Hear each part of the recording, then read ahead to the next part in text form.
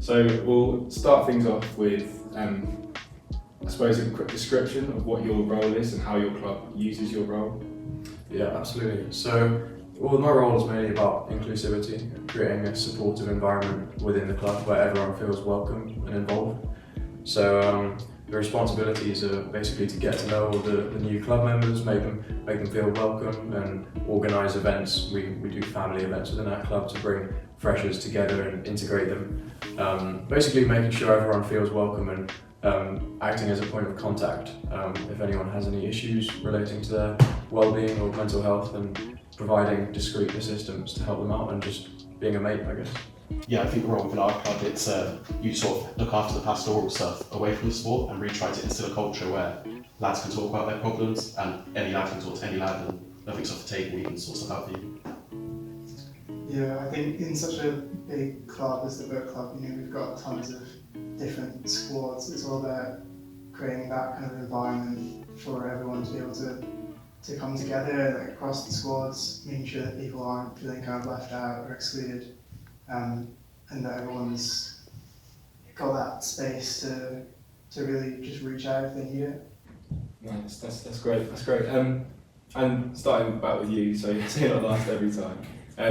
What do you do within your club? Do you have any specific things that you do to promote this positive culture? And as you say, you've got a big club, so you have to bring lots and lots of people together. So is there anything specific you do to try and do this? Yeah, I think as was mentioned earlier, it's really important to reach out to the freshers. We've got such a big fresher intake, especially this year, and make sure that everyone's feeling included and part of the squad from the first session.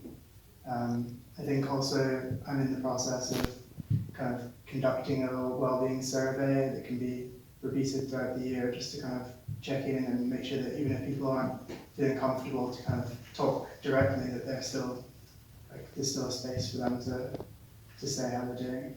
Interesting. So it brings it kind of away from someone who might not be comfortable asking face to face, then you have that option for them. Yeah, exactly. That's brilliant. Yeah, we have it's called the Not Social Club, where Thursdays we all meet at a cafe, and away from rugby, lads can talk about whatever they want, any problems they're having, no judgment. Brilliant. Yeah, I mean, we do sort of do a similar thing there, as in, so one Wednesday, we'll all just go down the pub, have a nice chat, make sure everyone feels welcome to attend, try and get everyone down there, just conversation. Yeah, so in football, we every few weeks or maybe every month we run a family event. So it's not a normal social. We split the whole club up actually into groups of about 8 people, mixed between freshers and seniors, and it's designed to integrate the fresh and make them feel involved and get people to know each other who weren't necessarily friends before, and even seniors themselves in with each other. Try and put people together who aren't necessarily friends, and get them to come to a house or a pub together and just chat and get to know one another, and it really creates a culture of inclusivity. So that's what we're working towards this year, especially. Brilliant. George, you mentioned lads talking to lads. Yeah. This is something that we're probably not very good at as a male species, I suppose, if you put it like that. Do you sense a stigma around men talking about mental health in general?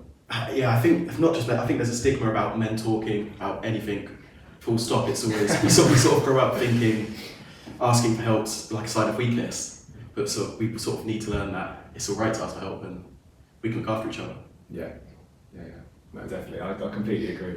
And it's really, for me, it's just really healthy when you have someone come and speak to you. I was club captain of the football club last year, and there was times when someone would come up to me and tell me they disclosed something, and the first sort of feeling is I feel quite proud of them for being able to sort of come out and reach out, because it's quite a difficult stepping stone for us men to have to do that in the first place. Have any of you, if you don't mind me asking, had any sort of situations like that where you've had someone reach out and maybe step outside of that comfort zone and they've sort of obviously felt welcome enough to come and speak to you?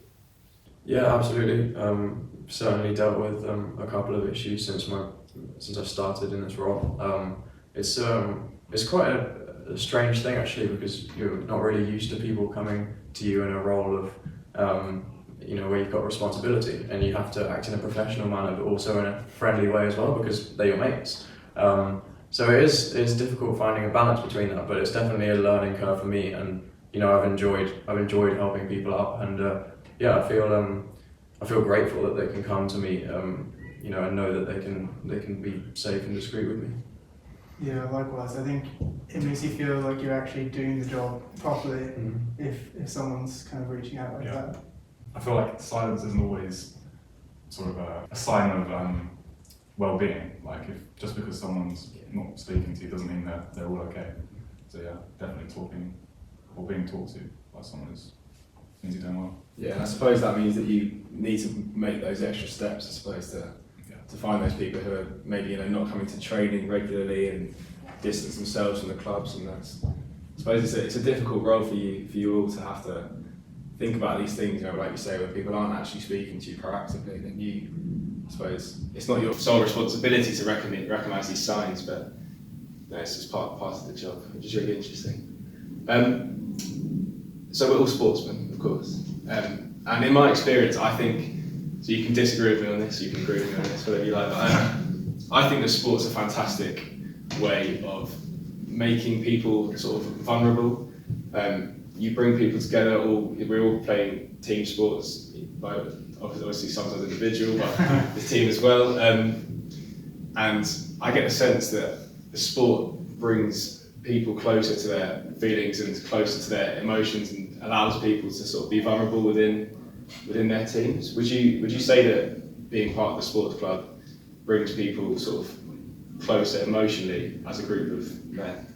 Yeah, I mean, 100%. If you're playing a team sport, you need to trust your teammates, and part of trust is like understanding each other and being able to communicate effectively with each other. So yeah.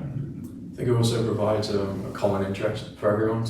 People who aren't necessarily talkative or the most outgoing can find a common interest with random people, and that definitely helps with conversation starters and bringing people together, and it can open the doors to wider conversations, getting to know people a lot better through that shared interest, for example, football or any sport. So yeah, absolutely, I think you're right. I think sport gives a real sense of camaraderie and family.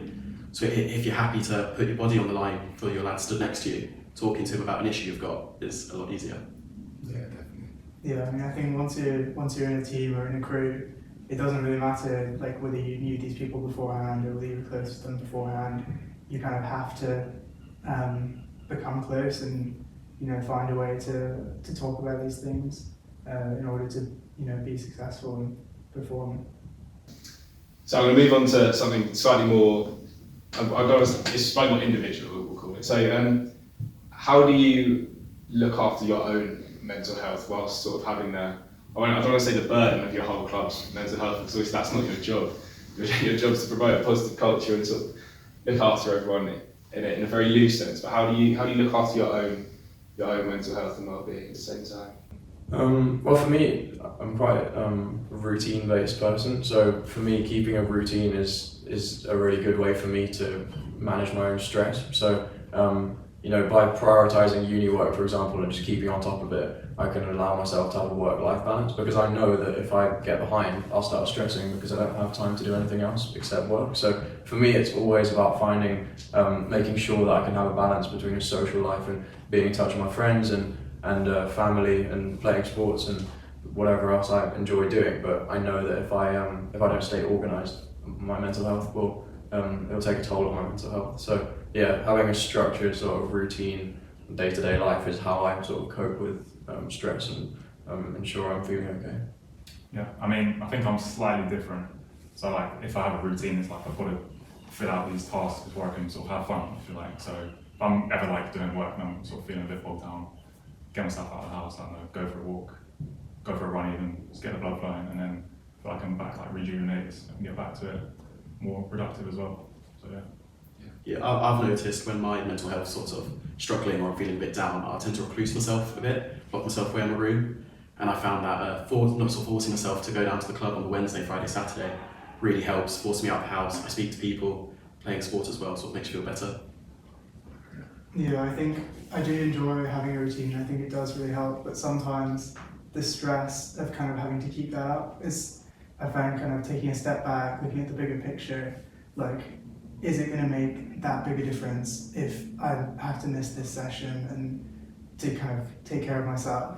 Like, what's the best idea there? And it's not always following the routine. I think it's just finding that balance of what works for you. Brilliant, yeah.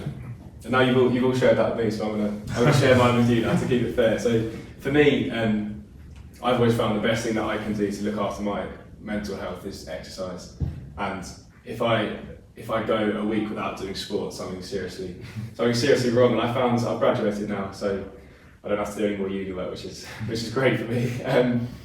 But I found during sort of exam time and when you have coursework and when sort of work is really ramped up, I found if I started to lose track of doing the physical activity, getting myself outside, going, joining these guys and playing football or going to the gym or whatever, if I stopped doing that, I would really, really struggle. I just feel like I got myself in a hole. So I suppose for me, sport is the most wonderful thing that I think you can do for your mental health. This is for me personally, obviously everyone's different. So yeah, well, thank you all for sharing that with us. That's brilliant.